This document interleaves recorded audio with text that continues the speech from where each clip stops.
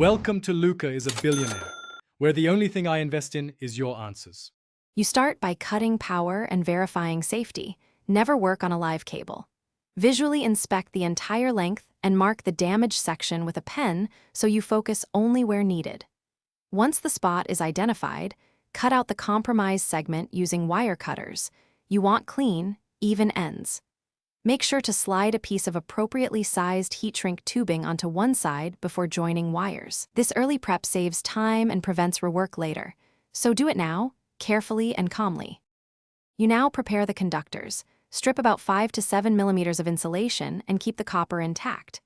Twist each stranded wire so it holds together, then tin the tips with solder. This creates a reliable electrical join.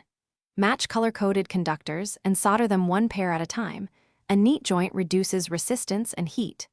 Once soldered, slide heat shrink into place and apply heat evenly until it snugly conforms. Make sure to wrap any exposed shielding with tape before final shrink to maintain durability. You finish by testing cautiously. Reconnect the charger to a power source with no device attached first, then monitor for unusual heat or sparks for at least 30 seconds. Once safe, plug into the Macbook and confirm charging indicator and stable voltage. Use a multimeter if available. If the connector flexes or the cable heats up, shut it down immediately and recheck your solder joints and shrink coverage. If problems persist, replace the adapter or seek a certified repair. Safety over saving a few dollars.